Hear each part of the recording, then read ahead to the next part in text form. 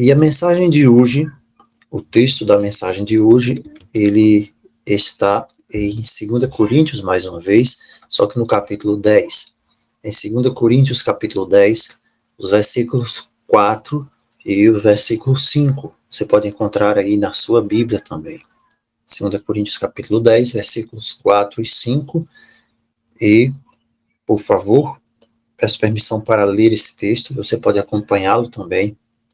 Eu peço a você, nesse momento, onde você estiver, para que você possa buscar estar concentrado no Senhor. Nós sabemos que tem alguns irmãos que têm as crianças aí do lado, e as crianças podem estar brincando, não sei, as crianças podem estar gritando, né, ou fazendo qualquer outra coisa. Pegue seus filhos, coloque de lado para sentarem ali com você, mesmo que eles não compreendam tudo que esteja sendo falado nesse momento, pela idade, pela tenra idade, mas que eles possam, sendo já disciplinados, acostumados a desenvolver a atenção na palavra de Deus. Então, se tiver barulho aí onde você estiver, se tiver barulho de qualquer coisa, de panela, de bicho, sai de perto.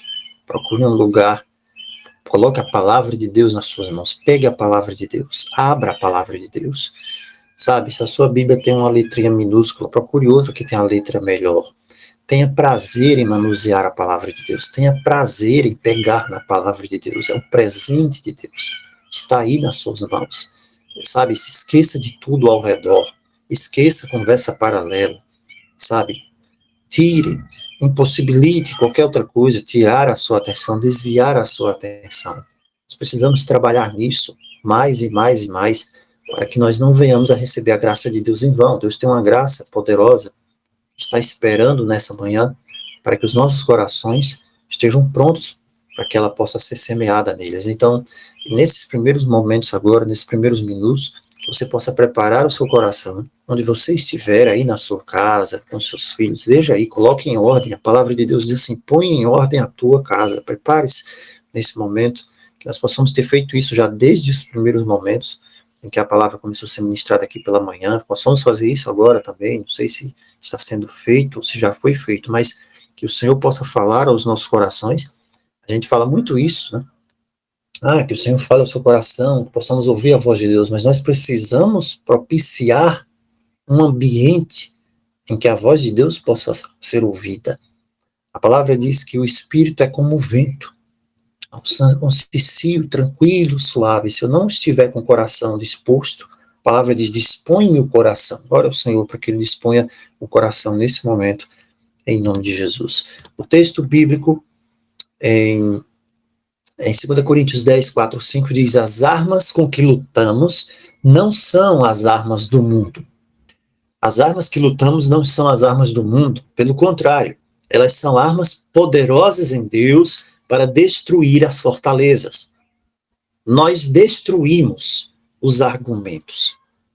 Nós destruímos toda a pretensão que se levanta contra o conhecimento de Deus e tomamos cativo todo o pensamento para torná-lo obediente a Cristo. Esse é o texto de 2 Coríntios 10, 4 a 5. A primeira coisa que o apóstolo fala aqui é que nós estamos em uma batalha. Nós estamos em uma luta.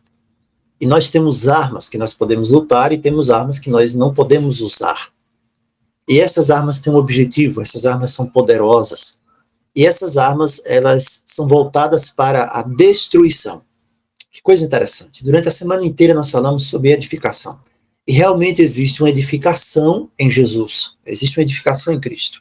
Mas também existem coisas que precisam ser destruídas. Nós falamos sobre o ministério da morte, sobre o ministério da condenação e sobre a gloriosa manifestação daquilo que é o ministério do Espírito. Então, nós também falamos agora sobre destruição. Paulo está falando sobre destruição.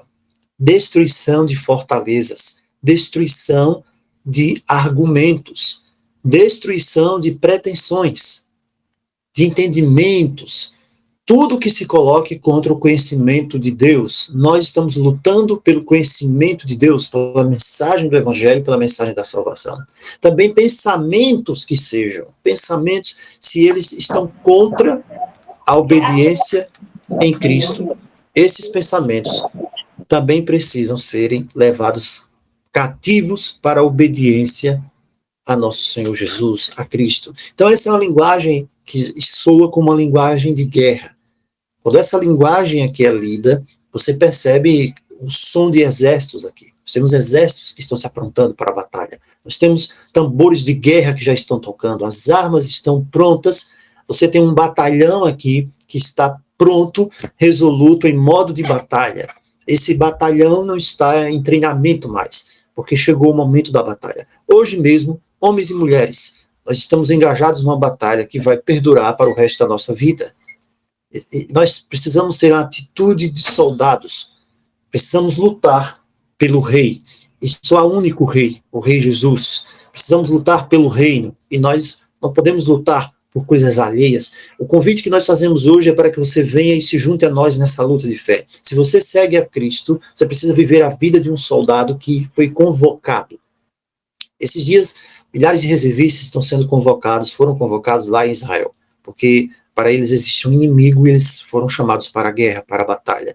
E quando eles são chamados para a guerra, eles abandonam, deixam as suas casas, alguns até com filhos pequenos ou a esposa grávida, mas existe um chamado maior ali para que eles possam defender o país. E nós hoje somos chamados para defender o reino de Deus que está vindo a esse mundo. Então não pode haver fuga do conflito. Um dos maiores crimes é chamado de deserção. Deserção é quando alguém recebe um convite para se alistar em um campo de batalha e ele simplesmente foge. É a covardia. E a deserção ela é punida com a morte. Não há covardes no reino de Deus. Não pode haver covardes. Então essa é uma guerra dos séculos, é o conflito dos séculos contra o sistema também mundial da besta, do falso profeta, que se organiza contra o Senhor e contra o seu Cristo. É uma luta contra o pecado. É uma batalha que não pode haver um deslize sequer da nossa parte, porque o nosso inimigo ele é muito artificioso e nós precisamos lutar essa batalha. Isso também aconteceu com Paulo. Se você analisar a vida de Paulo, nós estamos estudando essa semana a 2 Coríntios, nós vamos ver que Paulo, em todos os lugares, na retaguarda dele, ele estava sendo ameaçado ali com o paganismo. E o paganismo também, de outro lado, vinha o judaísmo, que havia perdido o propósito da lei do Antigo Testamento. Se você lê as epístolas de Paulo com cuidado, eu não sei aqui quantos já leram, nós tivemos um estudo maravilhoso há uns dias atrás, lendo as epístolas de Paulo, foi uma bênção aqui, foi feito através do Senhor pelos irmãos. Você vai ver Paulo em conflito. Paulo a todo momento está em conflito. Paulo está combatendo o paganismo. Paulo está combatendo a noção de que tudo é lícito. Posso fazer tudo e eu serei salvo. É uma filosofia de liberdade que leva para o paganismo. De outro lado, Paulo está combatendo o pensamento também, a doutrina, as doutrinas erradas, doutrinas sobre batismo errôneo, sobre a imortalidade da alma. Paulo está lutando contra o esforço humano, o orgulho humano, tentando substituir a salvação pela graça, para substituir a salvação pelo mérito humano. Paulo está lutando contra os judaizantes, ali na carta aos Gálatas. Então, em todo momento, nós vemos Paulo, ele está em conflito. Paulo está em conflito para que haja preservação dos remanescentes. Essa é a nossa batalha.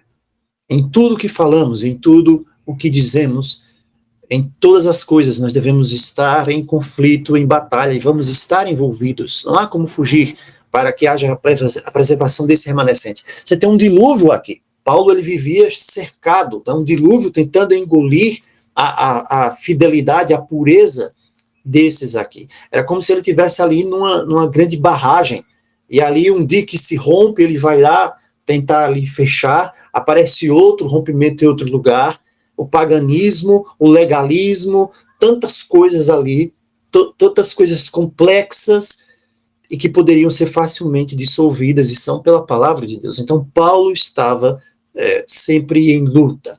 Assim também é com todos nós. É por isso que Paulo fala aqui das armas com que lutamos, no versículo 4. Paulo se coloca junto com os coríntios. Ele não diz apenas as armas com as quais eu luto. Essas são as armas com que todos nós lutamos. Elas não estão disponíveis apenas para alguns. Se você é um profeta, você tem uma arma especial. Ah, se você é um grande pregador, você tem uma arma especial que eu não tenho, você tem forças espirituais que eu não tenho. Não, não é isso que a palavra de Deus diz. Todos nós lutamos com armas sobrenaturais, e essas armas são de Deus, porque você está numa luta com seres sobrenaturais, e você, se analisar um pouco a história do armamento, você vai ver que as armas foram avançando, foram evoluindo. Paus, facas, lanças, o estilingue, o arco, a flecha, depois a espada, depois as armas de pólvora, os rifles, a bomba, até chegar hoje nas armas de destruição em massa. Não é verdade? Em cada momento as nações, as pessoas, os povos estão lutando, buscando as armas mais avançadas para vencer o inimigo. Você não pode, por exemplo, hoje, nem nenhum comandante jamais, nem nenhum batalhão, ele iria enfrentar de peito aberto canhões, quando o outro lado está com canhões atirando. Você não ia, seria um massacre. Então é preciso analisar bem a estratégia da luta, a estratégia da batalha. Mas as armas de Deus são poderosas, são as armas que Deus fornece ao seu povo, porque elas vieram da mão de Deus. Elas foram perfeitas em todas as épocas para a igreja primitiva. E essas armas são muito superiores a qualquer coisa que o mundo possa inventar. Essas armas não precisam ser modificadas. Hoje em dia, algumas pessoas pensam que as armas, elas precisam ser adequadas ao padrão do mundo, sabe? Tem pessoas que, sem motivo algum, elas tentam arranjar explicações para modernismos. Ah, um certo dia, uma pessoa bêbada ia passando aqui, de repente ele entrou. Então, por causa disso, essa igreja da parede preta é abençoada. Tem de ser assim. As pessoas pegam exceções e tentam colocar as exceções como sendo regras, quando as armas, elas funcionaram da mesma maneira por séculos. Elas não precisam de atualizações. As armas de Deus, não. As armas de Deus, não. São os armamentos de última geração, porque foram projetados assim desde o início. Porque estas armas estão em Cristo. Elas foram forjadas ali, no monte do Calvário, no Gólgota. Então, Deus nos entregou essas armas, e são armas pelas quais nós podemos ter a vitória em Cristo. Então, hoje nós estamos lutando com essas armas que o próprio apóstolo Paulo lutou, que os heróis da fé lutaram. Nós não estamos à procura de novas armas. Nós não estamos encomendando um novo armamento. Eu não estou lamentando aqui, nossa, isso aqui que Deus me deu é tão ultrapassado, vamos atualizar a Bíblia. Eu não posso dizer que eu fui mal equipado. Não, se alguém cai, se alguém tem alguma derrota, algum fracasso espiritual, não é por causa que a arma de Deus não serviu. É porque você não usou. Porque você não usou da forma correta. Então, Paulo chama suas armas de espada, de escudo, do capacete, da couraça, e essas armas, elas servem, meus irmãos. Quem sabe nós não temos utilizado elas ainda em todo o seu poder, em toda a sua plenitude. Então, a falta de vitórias de alguém não pode ser atribuída a, não, a arma não serviu, ou então ali a arma da justiça falhou. Não, mas qual é a sua confiança? Qual é o seu tipo de fé em usar as armas que Deus te deu? Então, esse é o primeiro ponto. Todos nós estamos equipados com as armas, e essas armas não são armas deste mundo. Não tente vencer as suas batalhas com as armas deste mundo, não tente vencer as batalhas espirituais com as tecnologias, os métodos do coach moderno, porque elas não vão funcionar. As armas têm o poder divino, elas precisam ter o poder divino, e o poder divino não recai sobre armas estranhas. Essas armas não são aquelas que o mundo usa, elas são os dons de Deus, e nós não podemos desprezar isso. Golias, por exemplo, vamos tomar aqui um exemplo bem claro. Quando Golias olha para Davi, nós vemos que Saul, ele tenta vestir Davi com o seu armamento natural. E Davi diz, não, eu não consigo, não estou acostumado. Eu tenho algo que você não tem, eu tenho a fé. Davi vai até o ribeiro ali, pega aquelas pedrinhas, e ele vai ao encontro de Golias. Quando Golias dá uma olhada ali em Davi, vê aquela funda, vê as 5 pedras, o que é que ele faz? Ele despreza. Aquelas eram as armas da justiça em Davi, era apenas um símbolo das suas armas espirituais. Mas Golias não tinha ideia do quão poderosas seriam essas armas. Existe um poder sobrenatural na fé, e Golias não sabia disso, mas Davi sabia. Então o mundo pode zombar hoje de nós e dizer, não, nós temos de fazer hoje algo diferente. As nossas armas é usar a imagem de alguém. vamos usar uma personalidade, vamos criar uma atmosfera para que as pessoas não se sintam diferentes quando elas vierem aqui. Por isso nós temos de ter canhões de luz no culto, canhões de luz no púlpito, nós temos de ter dança, nós temos de ter som, nós temos de ter uma representação mímica, nós precisamos de um comediante, nós precisamos de um stand-up, de alguém que esteja falando o tempo todo, Jesus me ama, Jesus me ama, Jesus me ama, eu sou a melhor coisa que existe no mundo, mas não fale em pecado. Em algumas situações hoje as pessoas não querem ouvir que pecaram e que precisam da glória de Deus. Então, tem uma reunião com muita gente, mas não chame esse estudo, essa reunião de estudo da palavra, chame de uma festa. Ou então, não chame de um local de culto, de adoração, chame um centro de acolhimento. Fale que é uma celebração apenas. Essas são as armas do mundo, mas não são as armas de Cristo. Essa é a abordagem do mundo. A procissão de acrobacias. Mas não são as armas do mundo que nós usamos. Nós temos algo muito melhor. Não é verdade? Temos algo muito melhor. Nós não precisamos de drama, nós não precisamos de mímica, nós não precisamos de dança, nós não precisamos de nenhum tipo de coisa que seja extravagante. Se você analisar até mesmo os políticos hoje, o que eles fazem? Eles não vão usar mímica, eles não vão usar essas coisas, eles vão usar a palavra deles. Verdadeira ou enganosa, mas eles estão se comunicando com as pessoas. Eles vão ter contato com as pessoas. Eles não têm vergonha de chegar e falar para as pessoas. É a arma. Então, hoje, o povo remanescente tem uma mensagem muito poderosa, a mais poderosa de todas as mensagens, para declarar que é o Deus Altíssimo, falando dele, e que a mensagem não diz respeito apenas a essa vida, mas ao que está por vir. E nós devemos avisar as pessoas. Mas quem vai falar essa mensagem? Você vai falar essa mensagem? Onde estão hoje os pregadores desta boa nova? Você tem muitas pessoas hoje como celebridades hoje. É impressionante hoje você olhar e ver vídeos, pregadores como celebridades, mas estão proclamando o evangelho, o verdadeiro evangelho? Será que realmente estão? Então, onde estão essas pessoas que são ungidas pelo Espírito de Deus?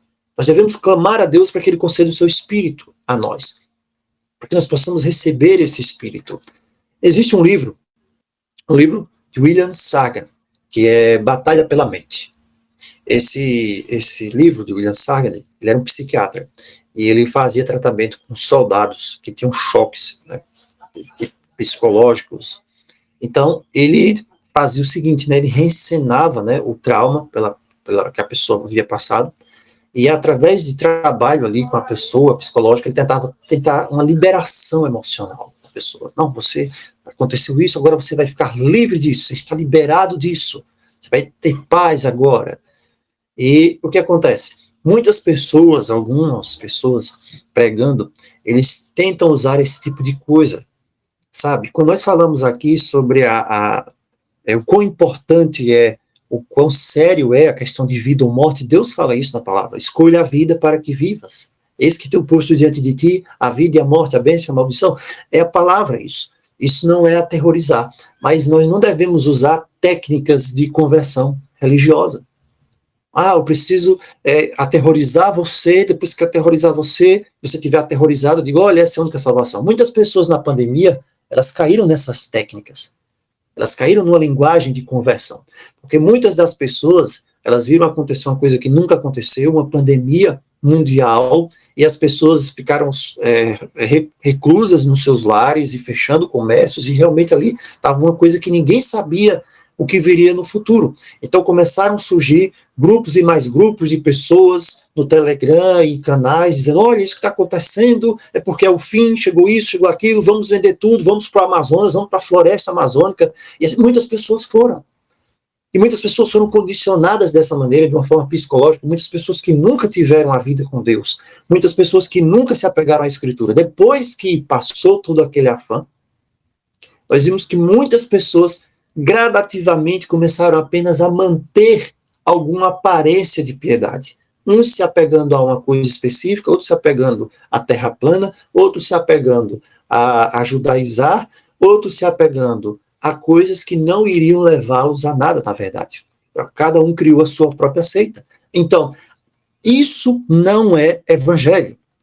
Isso não é evangelho. Porque a verdade, a palavra de Deus que deve dominar a mente das pessoas. É a palavra de Deus que deve ser o centro da minha mente. Eu não preciso me preocupar com essas coisas. Deus não quer que eu vá em busca desse tipo de coisas, porque não há salvação nisso. A salvação está na palavra. Eu preciso encher a minha mente da palavra, eu preciso encher a minha mente dos salmos, eu preciso encher a minha mente das grandes verdades das Escrituras, porque se eu não encher a minha mente da verdade pura, única e verdadeira, ela vai ser enchida e corrompida por outras coisas.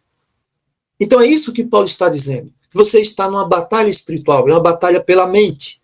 E essa guerra você só pode vencer se você lutar com as armas espirituais. Não com a arma que aquele pregador coach está falando ali para você. Não com a arma que aquele pregador que você ouve está dizendo que você precisa criar determinada prática, fazer determinado ritual. Não é isso que vai te fortalecer. É a arma da verdade, a arma da justiça. Agora, quais são essas armas? Nós sabemos bem quais são essas armas. Não é algo desconhecido. Não é uma novidade fantástica que surgiu do nada. A primeira delas é a fé. Não é isso? Nós sabemos isso. Hebreus capítulo 11. A fé é aquilo que subjuga reinos. Já parou para pensar nisso? Está na palavra. A sua fé, pela sua fé, você pode subjugar um país inteiro. É isso que diz a palavra. Isso já aconteceu até. O que subjuga reinos, aquela fé que obtém a promessa. Nós falamos sábado passado sobre a promessa que está ali no ar e que você precisa fazer o download da promessa. Estão lembrados disso? Fazer o download da promessa para a sua vida, e você já tem a promessa, você já tem o sim. É a fé que faz as coisas extraordinárias, a obra da justiça é a fé. É disso que fala Hebreus 11. É isso que acontece quando você crê no Senhor e você obedece. É a fé que vence o mundo. Por exemplo, quando Deus abre os olhos do servo de Eliseu, ele está cercado ali pelos exércitos do rei da Síria, e ele vê ali algo a mais, ele vê além. A fé faz você ver aquilo que os olhos humanos normais não conseguem ver. Então, quando Deus abre os olhos do servo de Eliseu, ele vê cavalos, vê carros de Deus, estão na montanha, carros de fogo ao redor, e diz, olha, você e ninguém pode ver, mas se você abre os olhos pela fé, você consegue ver que existem carros e cavalos de fogo ao seu redor. Você não está sozinho. Então é pela fé que você sabe que o Senhor dos Exércitos, o Deus de Israel, é o seu refúgio. É pela fé. Certa vez um pregador estava visitando um hospital. E ao visitar o hospital, ele se encontrou com uma mulher que estava ali à beira da morte. E ele fala de Jesus para ela. E essa mulher diz que não estava interessada em ir para o céu. Já pensou? Não estou interessado em ir para o céu, porque o céu deve ser muito chato. Existem pessoas que pensam assim. Então aquele homem pergunta a ela, mas qual foi o momento mais feliz da sua vida, já que o céu é muito chato? E aquela mulher então olha para ele e diz assim, os melhores momentos, os momentos mais felizes da minha vida, era quando eu estava muito tempo atrás com o meu esposo, que eu amava. Ele também não está mais aqui há muito tempo. Então depois disso tudo, a vida ficou chata para mim. Então o céu também deve ser chato. Mas aquele homem respondeu para ela e disse assim, olha, sabe o que torna o céu tão especial? O céu é especial porque há alguém que te ama mais do que o seu esposo te amou, alguém que está preocupado com você mais do que qualquer outra pessoa. É Jesus. Cristo é o seu melhor amigo, é a coisa mais preciosa, é aquele mais precioso, e ele vai estar lá para cuidar de você. Era nisso que aquele homem acreditava. E essa era uma palavra poderosa. O que dá sentido para a nossa vida? É a fé. É a fé. A fé faz com que você veja o invisível, diz a palavra de Deus. Então essa é a primeira arma. Se você não tiver ela em si, se você não aprender a manusear essa arma, a arma da fé, quão fácil eu posso ser derribado nessa batalha, no campo de batalha. A segunda arma é a oração. Tiago capítulo 5, Tiago 5,16 diz que a oração fervorosa é eficaz. A oração fervorosa dá resultado. É isso que ele está dizendo. Eficaz é algo que funciona. Eficaz funciona. E a palavra de Deus diz que a oração, ela funciona. Quando Elias ora, cai fogo do céu, consome o sacrifício, até a água que está ali ao seu redor, porque Elias orou. E Elias orou porque Elias teve fé. As armas são usadas juntas. Eu não posso escolher usar uma arma e não usar outra. Eu não posso escolher, eu vou usar só essa arma aqui, que eu acho melhor de manusear. Essa outra arma é mais difícil. Mesmo sendo difícil, você acha que seja difícil usar determinada arma, você precisa usá-la. Não há como usar apenas uma arma e não usar outra. Através da oração, a vida de Ezequias foi prolongada. Nós sabemos a história. A oração e a fé. Ele ora e diz, Senhor, lembra-te de mim. Ele está com o rosto virado para a parede, ele chora ali, e o Senhor diz, vi as tuas lágrimas, ouvi a tua oração. Quão maravilhoso é saber que o Senhor vê as suas lágrimas e o Senhor ouve a sua oração. Através da oração, ele ganhou mais 15 anos de vida. Através da oração, a mulher Ciro-Fenícia teve a sua filha curada.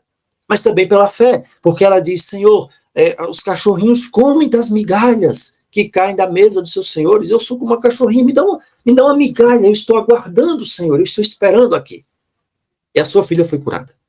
O próprio Cristo também em oração, passava noites em oração. A terceira arma é que isso vai levar a um desenvolvimento de uma semelhança com Cristo. As pessoas são influenciadas pela sua vida. E você é influenciado através da pregação, da mensagem. A fé vem pela pregação, diz a Escritura. E você precisa ouvir a palavra sendo pregada por um homem de Deus, por uma mulher de Deus. E você vai ter o seu coração transformado. Você vai avançar na busca da santidade.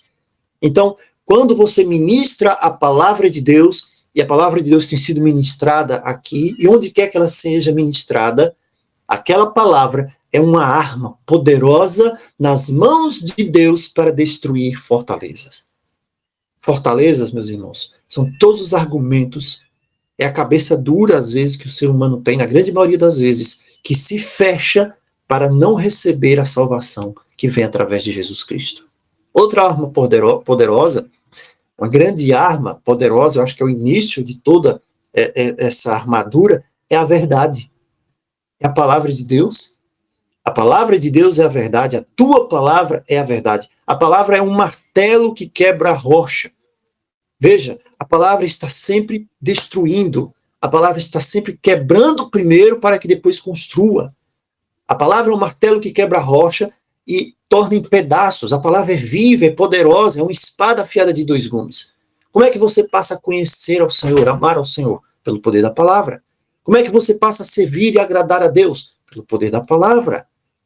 Você tira um tempo e ouve a palavra e lê a palavra. Então é incompreensível, inimaginável que você passe um dia sem buscar o seu fortalecimento espiritual, ouvir a palavra de Deus, ser fortalecido na palavra, na leitura da Bíblia. Que ninguém passe por essa desgraça. Faça da palavra de Deus o seu compromisso diário, aconteça o que acontecer, você precisa ter um tempo, você precisa ter um momento, coloque na sua agenda, olha, tudo o que você tiver de fazer precisa ficar em segundo plano. Não é aquela mera leitura da palavra de Deus que você acorda com sono, 4h30 da manhã, lê um versículo, Senhor meu pastor, nada me faltará, Senhor, obrigado pelo dia, me abençoe, em nome de Jesus, amém, sai. Isso não vai servir. Isso não vai servir. Por isso, nós precisamos trabalhar, e vamos trabalhar cada vez mais, em fortalecer a leitura da palavra de Deus. Porque se eu não ouço a voz de Deus, como é que eu posso ser de acordo com a vontade de Deus? Como eu posso? A palavra tem poder. E é através da palavra que você é fortalecido. É através da palavra que Cristo transforma a sua vida. E quantos caíram, quantos desistiram, quantos fracassaram, porque não tem momento com Deus, não tem momento com a palavra? A palavra é o poder que transforma. Então, eu estou dizendo a vocês nesta manhã que não existe nenhum segredo sobre as armas que Deus fornece. Não existe. Você vai encontrar referências claras em toda a palavra de Deus. Você vai ter armadura. Você vê Isaías capítulo 59, 17 diz, ele vestiu a justiça como a sua couraça. Você quer ser fortalecido dos ataques do diabo? Quantas vezes nós oramos, Senhor, nos perdoe, Senhor, nos proteja. Nós olhamos ao redor e vemos notícias tristes, como nós vimos aqui uns dias atrás. Uma moça jovem, uma moça que tinha tudo pela frente, uma moça inteligente, começando a vida, morreu e o resultado foi dengue hemorrágica. E nós tememos, Senhor, dengue hemorrágica. Está aparecendo crise disso, um novo vírus está surgindo, gripe aviária, tantas e tantas coisas. E nós então olhamos e tememos pela nossa família, pelos nossos filhos, e dizemos, Senhor, nos proteja, nos guarde do mal. E nós muitas vezes não estamos vestindo a couraça da justiça. Como que Deus pode lhe proteger? Ele diz, sim, filho, tudo bem, eu já te dei toda a forma de proteção. Tem a couraça da justiça, você não veste. É isso que Paulo fala. Paulo fala disso nas outras cartas. Por exemplo, aos Romanos, Romanos 13:12, ele diz, deixe de lado as obras das trevas e vista a armadura da luz. Aos Tessalonicenses, 1 Tessalonicenses 5:8, ele diz, você pertence ao dia, seja controlado, autocontrolado, se vista da fé, se vista do amor como uma couraça.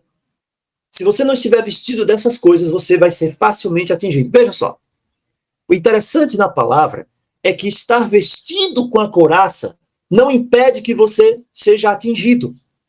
Porque a couraça existe não para dizer que você não vai ser atacado. Você vai ser atacado, você vai ser atingido. É como aquele colete à prova de balas. Você pode levar os tiros, pode cair no chão, sentir ali o impacto ali, mas você não será perfurado.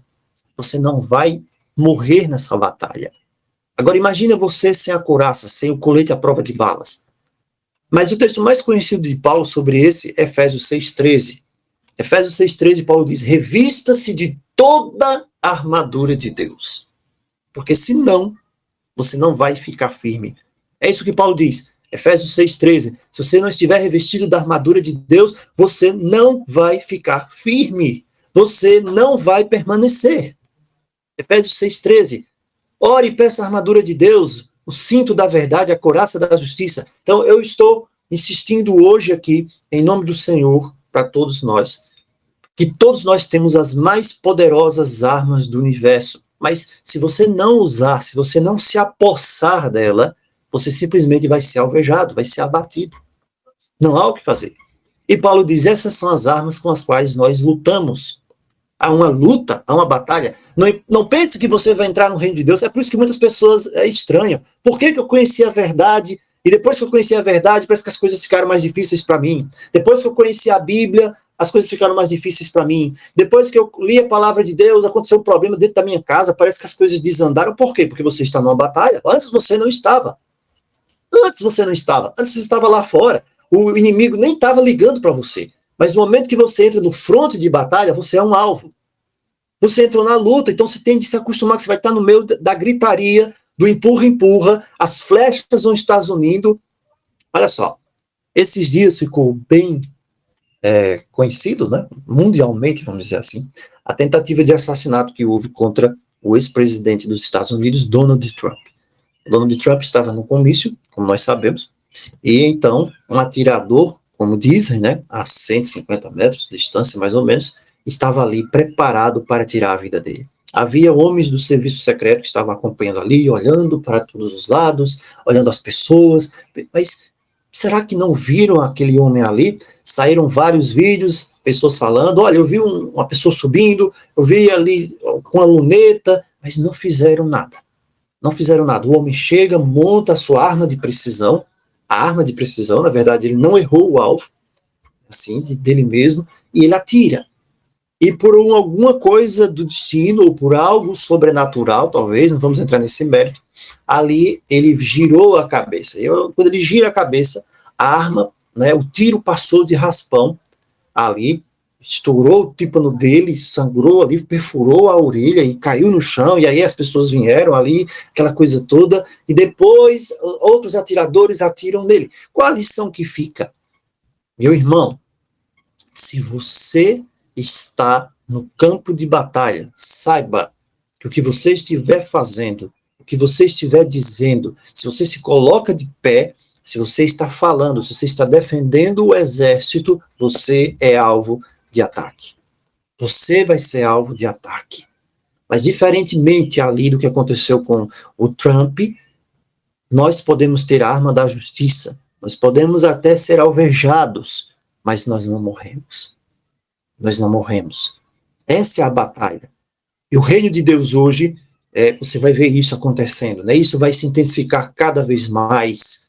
Então, a arma da justiça não é para você colocar no museu, não é para você colocar no armário. Na Bíblia que você tem, não é para ficar guardada aí dentro da sua casa e você lembrar que ela existe no sábado. Não é isso que Deus quer. Não é isso. Revista-se da armadura. Use a arma constantemente, a oração, a fé. Como está a sua vida de oração? Como está a sua vida de oração? Como está a sua vida de comunhão? Revista-se da armadura de Deus. Você precisa usá-la. Paulo está insistindo nisso. Ele diz para os Efésios 2 vezes, Mas você não coloca, às vezes, algo para parecer imponente. Ah, vou vestir a armadura da justiça. Sou melhor do que os outros, vou usar um terno. Vou usar uma Bíblia debaixo do braço e andar e as pessoas vão pensar que eu sou santo. Não é isso, mas é porque você é um soldado. E o inimigo está com um rifle de precisão apontado para você, para sua cabeça. Então existem diferentes formas de ataque. E o maligno, ele está trazendo contra nós, tentando, impedindo, destruindo, acusando, está fazendo de tudo. Então essa peça de armadura é a verdade da palavra de Deus. O cinto da verdade, ele precisa estar lhe segurando, porque se o cinto da verdade, ele não está ali, todo o resto desmorona. As outras peças são sustentadas pelo cinto da verdade. Então não adianta ninguém ir para a batalha usando, eu vou ler uma meditação, eu vou ler o versículo do dia. Não vai servir de nada. Por mais que seja bonito, não vai servir. As armas não são aperfeiçoadas, são as mesmas armas todos os dias. Essa é a realidade que Cristo está nos falando hoje. As portas do inferno, Cristo disse, não prevalecerão contra você, mas elas vão se levantar contra você. É isso que Jesus fala, as portas do inferno não prevalecerão, mas elas vão se levantar. Sabe o que é as portas do inferno? É tudo que você imaginar, tudo que você pensar. Os remanescentes de Deus, fiéis, os 144 mil selados, eles irão enfrentar agora nesses últimos dias. Tudo que você pensar, tudo que você também não imaginou, não pensou, eles vão enfrentar. Mas as portas do inferno não prevalecerão. Glória a Deus por isso. Quando Cristo chamou Pedro e disse, eu vou fazer de você um pescador de homens, e Pedro, em Jerusalém, lá no dia de Pentecostes, ele estava armado com a palavra de Deus. E ele usou a palavra de Deus. Pedro não era mais um pescador qualquer. E 3.000 pessoas foram tocadas pela palavra. A palavra cortou os corações de 3.000 pessoas. E Pedro disse claramente, vocês mataram o príncipe da vida. Só que agora vocês têm a chance de ter um encontro com Deus. E eles disseram, o que nós devemos fazer? Se arrependam. Por isso, toda a base da nossa mensagem é arrependimento. Arrependa-se. Você precisa se arrepender. Não endureça a sua mente, não endureça o seu coração. Eles poderiam ter dado desculpas para Pedro. Eles poderiam ter dito, mas Pedro, olha, eu estava naquele meio da multidão gritando crucifica, mas eu nem sabia, Pedro. O que é que era realmente aquilo ali? Disseram que, não, arrependa-se. Não dê desculpas, não dê justificativas, não invente motivos, não crie circunstâncias, porque Cristo veio salvar os pecadores, aquele pecador que se arrepende. Pedro lutou com as armas de Deus. E nós temos de usar a verdade, meus irmãos, para matar Satanás. Nós estamos numa luta de vida ou morte. No Atos dos Apóstolos, você lê sobre a vida de Paulo, as vitórias de Paulo sobre o Deus deste século. Paulo poderia ter usado as armas do mundo, mas ele não usou. Por isso que em 1 Coríntios 2, versículos 1 ao 4, Paulo diz assim, eu não fui com eloquência, quer dizer, Paulo diz, eu não fui pregar para vocês como um coach, falando palavras agradáveis para vocês. Eu não fui usar de palavras, né, que vocês dizem, nossa, que é isso que esse homem está falando? Esse homem é um filósofo, ele está falando igual os gnosticistas, de uma luta de carne, de superioridade do espírito, que vamos se ele fazer algum tipo de mantra. Não, eu não fui falar nada disso. Eu proclamei o testemunho de Deus. 1 Coríntios 2. Palavras, não foi com palavras sábias, persuasivas, técnicas, nada disso. Não foi isso. Mas a demonstração do Espírito. Então a mensagem é Cristo crucificado. Pode ser um obstáculo para uns, mas é a grande arma de Deus. Cristo crucificado, o poder e a sabedoria de Deus. Então essas são as armas, a fé, a oração, a escritura, a palavra de Deus. Então não há nada na escritura que eu possa deixar de lado. Estude a palavra, leia as profecias, estude o Apocalipse, leia as cartas, leia os evangelhos. Tudo isso são armas poderosas para que você seja fortalecido. Então o aspecto principal da nossa adoração é a declaração da palavra de Deus, a verdadeira palavra de Deus. A palavra de Deus. Lembra o que Davi disse sobre aquela espada de Golias? A palavra fala do momento que Davi encontra, né, ali, a espada de Golias que havia sido guardada. E Davi diz assim, né, para a espada de Golias, nossa, não há nada igual a isso aqui. Não há nada igual a essa espada. A palavra de Deus, meu irmão, não há nada igual a ela. Não é o livro de romance que é igual a ela. Sabe? Não é aquela coisa que você lê a coluna de fulano de tal. Qualquer coisa que você leia não se compara a ela. Não se compara a ela. Então, muitas vezes nós vamos falar a palavra e nós não usamos a palavra da forma correta. Nós usamos um malabarismo, mas a palavra é uma espada. E a palavra tem de cortar. É como um cirurgião usa lá o bisturi para fazer um corte, mas esse corte é para salvar. Então a palavra diz que todos nós temos essas armas para que as fortalezas sejam destruídas.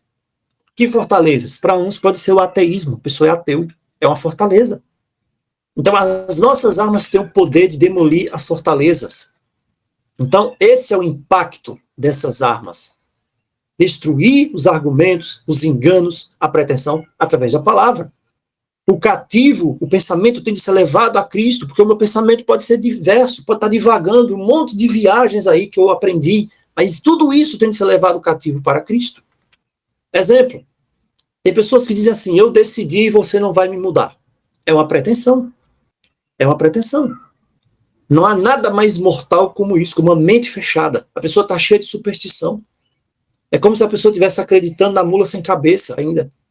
Tem pessoas que acreditam, eu preciso ter um sinal de santidade, eu vou observar um rito. Ou então, eu vou manter-me dentro do sistema religioso, senão não serei salvo. Eu estou ouvindo o que o meu líder diz, mas o meu pastor está dizendo, se ele está dizendo, está certo. Ou então é a tradição da igreja. A tradição da igreja diz que lá santo fulano de tal, em 300 e tal, então eu tenho que fazer assim. Mesmo que conflite com a palavra de Deus. E aí vem o pior, porque a pessoa também não conhece a palavra de Deus.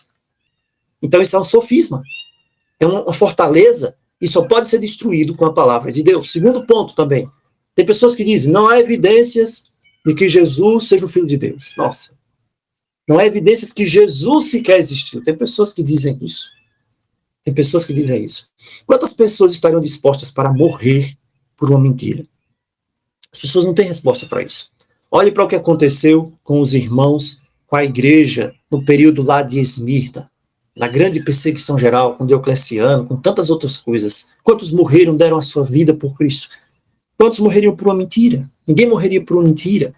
Sabe, tem pessoas que dizem, Jesus nunca existiu. Tem até um caso de um irmão do nosso meio também, que caiu por causa disso, dando atenção a essas mentiras. Um neófito, que não conheceu a palavra, não conheceu a verdade, se misturou com grupos desses aí, judaizantes que não creem em Cristo, e disseram, não, Jesus nunca existiu. Uma coisa básica, uma mentira básica para ser desfeita. Porque até hoje historiadores, pessoas que não creem, que não têm fé, eles não podem negar a existência da pessoa, de Cristo. Fontes pagãs falam disso, mas a pessoa se deixou levar pelo engano. Terceiro ponto, tem pessoas que dizem assim, eu fico feliz que você está feliz com a sua fé, você lá e eu cá, eu não tenho necessidade nenhuma disso, não sinto desejo, não sinto necessidade de conhecer essas coisas. Isso é mais uma pretensão, é uma fortaleza que precisa ser destruída. Porque, irmãos, a questão não é se você sente que precisa de alguma coisa. Porque a questão é se Cristo é verdadeiro para você. Por exemplo, você pode não sentir necessidade de visitar um médico. Você não pode sentir. Não estou sentindo nada, nós falamos disso. Mas você pode estar com a doença mortal e você não sente. A única pessoa que pode falar sobre a nossa necessidade é o Senhor. E Ele diz que nós estamos vivendo, nós somos pecadores, nós caímos e nós precisamos de salvação. Outro ponto. A pessoa diz, eu já tentei fazer isso antes e não funcionou. Eu já tentei servir a Deus, não deu certo. Já ouvi pessoas dizendo assim. Já estive numa igreja antes e me decepcionei ali. É uma pretensão também. É uma fortaleza que é erguida ao redor da mente, do coração, para que Cristo não tenha acesso. Um exemplo aqui. Quem sabe você teve um relacionamento com uma pessoa há muito tempo atrás. Você tinha 18 anos. Aí não deu certo. Por causa disso, você, nunca mais vou querer constituir uma família. O que você pensaria de uma pessoa que falasse isso? Não tem sentido. Assim também é com Cristo. A pessoa pode ter participado de uma reunião, conhecido alguma coisa da palavra, e estava olhando para as pessoas e esqueceu de olhar para Jesus. Esqueceu de olhar para Jesus. Então, lembre de Paulo. Paulo, ele estava vinculado a uma falsa religião, mas depois, quando ele conhece a verdade, ele conhece a mensagem verdadeira, ele não desistiu. Ele encontrou ali a verdade. E isso impulsionou o seu caminho. Então vejam quantas fortalezas existem na mente, as pessoas erigem muros, estão erigindo muros para separação, para se autodistanciar de Deus, para que o Espírito de Deus não consiga alcançar, e a pessoa fica ali, eu não quero que Deus me incomode, porque a primeira coisa que o Espírito de Deus faz quando entra em contato com o ser humano é incomodá-lo. Se você não estiver sendo incomodado pelo Espírito de Deus, com a sensação de que alguma coisa está errada, é porque alguma coisa está muito errada. Está muito errada mesmo. A pessoa diz também, não quero me envolver. É mais uma fortaleza. Eu não quero me envolver. Tudo bem, mas se envolver com quem? Comigo ou com Jesus? Porque eu não quero me decepcionar. Tudo bem, você pode se decepcionar comigo, mas com Jesus nunca. Cristo convidou 12 homens fracos, falhos. Um traiu, outro negou, fugiram, deixaram ele sozinho. Mas isso não o impediu de vir e de amar essas pessoas, de vir e nos amar. Lembre de uma coisa. Havia um homem chamado Pôncio Pilatos. E Pôncio Pilatos, ele não quis se envolver com Jesus. Não é verdade? E Cristo perguntou a ele até. Ele perguntou, o que é a verdade? E Cristo disse, é você realmente que quer saber? Você quer saber o que é a verdade? É do seu coração, é o seu desejo. Porque Cristo estava disposto, mesmo ali, a salvá-lo. Só que Pilatos lavou as mãos. Pilatos disse, não quero conversa, eu não quero ficar longe, não quero me envolver. Cristo foi crucificado. E Pilatos passou para a história como um fraco, porque os fracos são aqueles que não se envolvem. A pessoa diz, mas eu não creio em Deus, então. Eu acredito na evolução. Olha que coisa, né? Uma coisa bonita, dizer, muitas pessoas acreditam na evolução, das espécies. Tem pessoas para todo tipo, por isso nós estamos falando aqui essas coisas. E aí você vê que entraram na Arca de Noé.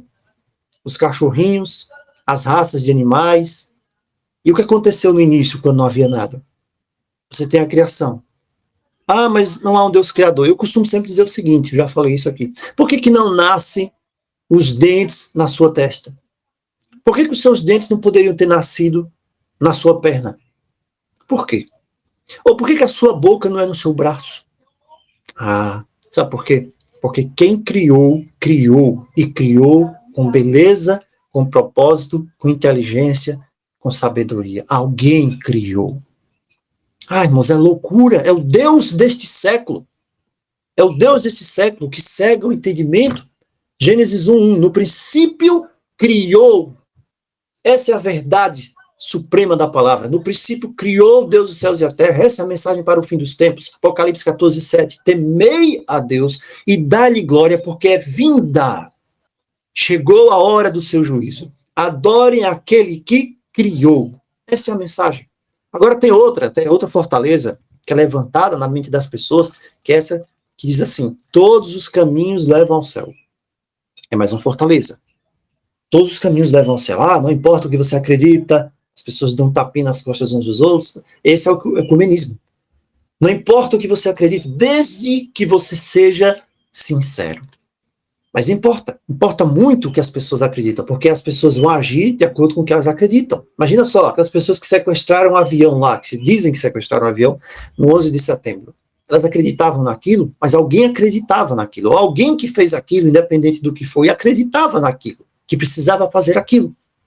O canibal ele acredita que pode fazer aquilo. Então, existem milhões de caminhos para Deus. Realmente? Será que existem milhões de caminhos para Deus? Cada um está indo para Deus à sua maneira. Então pensa aí, 7 bilhões de pessoas no mundo, 8 bilhões, quantos bilhões forem, cada um tem um caminho diferente para Deus. Cada um está indo para Deus à sua maneira. Nossa, cada um do seu jeito. Ou há apenas um caminho para Deus, através do Senhor Jesus Cristo. Eu prefiro acreditar no que o Senhor Jesus diz. Eu sou o caminho, a verdade e a vida. Ninguém vem ao Pai senão por mim. Há um caminho apenas. Não há 2, não há 3 caminhos, não há 4 caminhos, não há 5. Você não faz o seu caminho. Eu não faço o meu caminho. Nós não fazemos o nosso próprio caminho do jeito que eu quiser, da hora que eu quiser, da maneira que eu quiser, porque eu sou inteligente, porque eu acho que posso, porque eu vou fazer do meu jeito, porque a vida é minha. Não. Não há 2 caminhos, não há 3, nem 4, nem 5, nem eu faço o meu caminho, nem é do meu jeito. O caminho de 2000 anos atrás é o mesmo caminho de hoje, e sempre será. não importa o que aconteça, não importa a tecnologia, não importa que exista a internet, não importa o que digam, o que façam, é o mesmo caminho. Não importa se você creia ou não, é oração, leitura da Bíblia, fé, testemunho, não há outro caminho. Repreensão, açoita quem recebe, o filho quem ama, é o mesmo caminho. E acredite, firmemente, você não pode fazer o seu caminho. Você não vai fazer o seu caminho e você não pode. Mas você pode dizer, mas é o que eu estou fazendo. Mas eu estou fazendo. Você acha que está fazendo. Quer você queira ou não. Na verdade, todos nós só estamos seguindo, cada um caminho. Só há dois caminhos. E os dois já existem. Existe um caminho que foi feito para nós em Cristo, antes da fundação do mundo, glória a Deus, para a salvação, para a vida eterna. O outro caminho, qualquer outra coisa que destoie disso, podem ser milhões de caminhos, no final da conta, lá na frente, eles vão se juntar e dar um caminho grande só e levar para a perdição. É o caminho da perdição que tem inúmeras faces. É o caminho da perdição que tem inúmeras distrações. É o caminho da perdição que é cheio de cores, que é bonito. Mas quando fecha a cortina da vida, esse caminho vai levar para a perdição. Não se engane. A arrogância do ser humano de seguir o seu próprio caminho, dizer que a vida é minha, que eu faço o que quiser, ela vai ser recompensada com a morte eterna. Não há outro caminho, não há outra maneira. Se você ouve a palavra de Deus, se você ouve o caminho de Deus, e você diz, não aceito, vou fazer de outro jeito, você está indo para o caminho da morte eterna. Êxodo 18:20, Deus diz, declara-lhes os estatutos e as leis, e façam eles saber o caminho. Não é façam eles saber que tem vários caminhos, que tem possibilidades, escolha um e seja feliz. Isaías 35:8, ali haverá uma estrada, ali haverá um caminho que se chamará o caminho santo. O imundo não vai andar nele, mas é para os santos.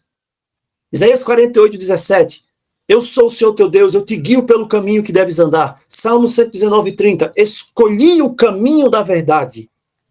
Essa é a palavra, essas são as armas da justiça, não existe outro, não existe outra maneira. Tem pessoas que dizem, também, eu não creio porque eu sofro. Eu não creio porque eu sofri. Como existe o sofrimento? Por que algumas pessoas estão sofrendo tanto? Como um Deus de amor deixa acontecer tantas coisas? Irmãos, esse realmente é um ponto difícil quando você está passando por ele. Aceitar. Mas ninguém sofreu tanto quanto Cristo. E Cristo sofreu e havia um motivo por tudo aquilo. Sabe? Nós ficamos tristes pelas pessoas que estão experimentando dor, sofrimento nesse momento. Mas eu não posso usar o sofrimento como uma razão para não obedecer a Deus. Alguns sofrimentos acontecem porque o próprio ser humano buscou a loucura, a maldade também de outras pessoas. Sofrimentos acontecem porque faz parte do pecado, da mortalidade do ser humano. São tantos motivos. Mas no final das contas é muito mais fácil colocar a culpa em Deus. Mas se você vier a Cristo hoje, e se você ouvir a palavra, você vai entender que Deus tem resposta para o sofrimento. Tem pessoas que dizem assim, eu também tenho aqui uma fortaleza, eu também não vou seguir isso porque vocês são muito divididos. Esse pessoal que diz que é crente é dividido, um diz que é da igreja A, outro diz que é da igreja B, que igreja você é? Igreja C. São todos divididos. Olha só, discordando. Sabe, há pessoas que rejeitam os principais ensinamentos da palavra de Deus.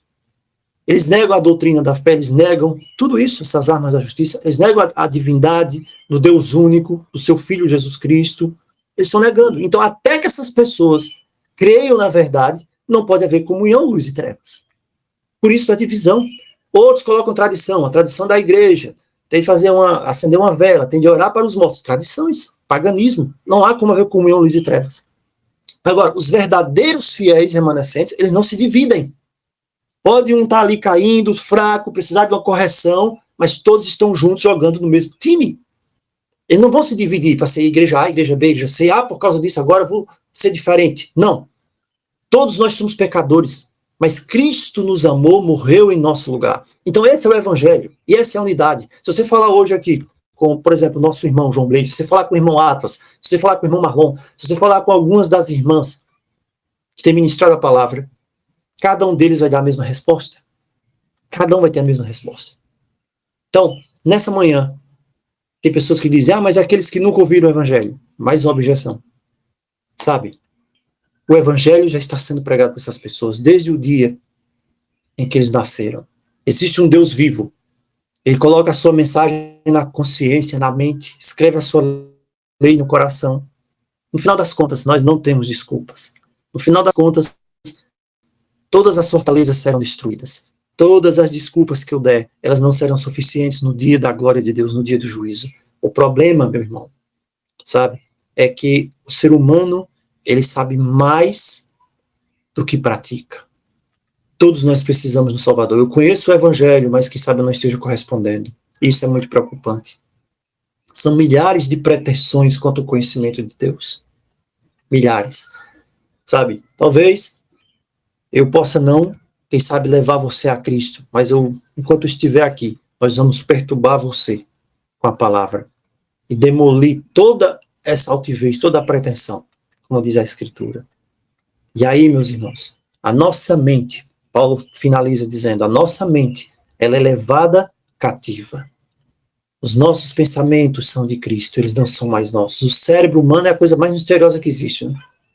Sistemas, sinapses, bilhões de neurônios, essa coisa tão gigantesca, tão maravilhosa. Conhecimento, consciência, tudo isso. Mas tudo isso precisa estar debaixo do poder e da autoridade de Cristo. Se o cérebro é levado para outro lado, se o cérebro é levado a pensar de outra forma diferente, ele precisa ter e reconhecer que há o senhorio de Jesus Cristo sobre o seu pensamento, sobre o seu sentimento. E é maravilhoso isso. É maravilhoso quando Cristo entra na nossa vida como Filho de Deus. Ele diz, aprendei de mim que sou manso e humilde de coração. A sabedoria do mundo vai dizer, não, a influência, Cristo é muito restrição. Você não pode nada, não pode isso, não pode aquilo. Mas não. Cristo tem todos os tesouros. Ele é o tesouro da sabedoria. Ele é o Criador. Ele é o Senhor. Ele é o sustentador. Então não existe nada, a atividade do seu cérebro, o pensamento, a atividade elétrica, tudo é alimentado e sustentado por Cristo. Se há um pensamento, se houver um pensamento que diga não a Cristo, então é um pensamento pecaminoso. Se há uma aspiração, se há uma vontade, se há um desejo, uma imaginação que recusa aceitar a palavra de Cristo, então é um pensamento, uma imaginação, um desejo pecaminoso. É essa a meta que nós temos. É esse o ser perfeito. É isso que eu quero com a minha vida. É isso que você deve querer com a sua vida, seja trabalhando, seja em casa, fazendo o que for, estar submisso, estar em Cristo. É por isso que Paulo nos diz, vista o capacete da salvação. O capacete da salvação é isso. É quando a sua mente está ligada com os pensamentos de Cristo. E aí a sua mente, ela é alvo também dos ataques do inimigo. Lembram do atentado, que nós falamos agora há pouco? O tiro seria certeiro na cabeça. É assim que o inimigo faz. Mas se nós temos o capacete da salvação, os nossos pensamentos, a mente também é dirigida por Cristo, e isso não nos permitirá cair, a pecar. O inimigo não irá influenciar. Uma mente que habita nessa graça de Cristo, ela está protegida, ela está fortalecida contra os ataques do inimigo. Coloque o capacete da salvação, esse é o nosso apelo nessa manhã. Proteja a sua mente da enxurrada de pensamentos diabólicos, de pensamentos do mundo. Permita que Cristo, então, dirija a sua vida.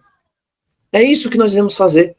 Receber a libertação, usar a mente para pensar na graça. Por isso que Paulo diz, irmãos, quanto a tudo que for puro, ocupe a sua mente. O que é amável, o que é de boa fama, se alguma virtude há, um louvor existe, isso ocupe a sua mente. Você está com o capacete da salvação.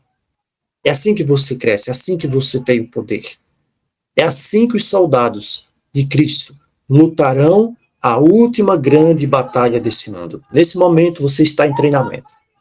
Você já está passando por uns testes, e são uns testes bem, sabe, os testes bem difíceis, um pouco, porque eles têm de imitar um pouco a realidade. Mas o que vem aí vai ser uma batalha muito maior, e você precisa estar pronto. Você precisa estar fortalecido. Que a graça do Senhor Jesus, que o amor de Deus e que a comunhão do Espírito sejam com todos nós nesta manhã e para sempre. Pai que habitas nos céus, nós te agradecemos. Nós te louvamos e te bendizemos porque fomos convocados para integrar o teu exército. Nós te agradecemos, Senhor, porque ao sermos chamados para as fileiras deste exército celestial, Nós não podemos ir lutar com as nossas próprias armas. Nós precisamos nos despir e precisamos aceitar a couraça da justiça, as armas, que já estão todas prontas no nosso quartel-general. Nós precisamos agir de acordo com as ordens e as instruções do nosso comandante. Existe um louvor que diz: grande comandante, Cristo nos será. Nessa guerra, ele sempre marchará e os nossos inimigos vencerá. Seja o nosso comandante, Senhor. Ajude-nos a estar de posse de todas as armas da verdade e da justiça. Ajude-nos, Senhor, a usar o capacete da salvação, porque um tiro do inimigo na mente pode ser fatal. Dá-nos, Senhor, o colete, a prova dos dardos inflamados do maligno, como diz no Salmo 91. Que possamos ter a preparação do Evangelho da Paz, que possamos, Senhor, usar essas armas de justiça para vencer toda a oposição e destruir todas as fortalezas. Nos faça, Senhor, soldados guerreiros, venturosos e corajosos. Permanece conosco, nos abençoa o entendimento da Tua Palavra, que possamos amar a Tua Palavra, que possamos tomar essas armas de justiça agora, não criar outras, não em busca de outras, mas as mesmas de sempre. É o que nós te suplicamos, Pai, e te agradecemos e te louvamos, em nome de Jesus. Amém. Amém. Glória a Deus. Amém. Glória a Deus. Seja Deus. Amém. Glória a Deus. Glória a Deus. Amém.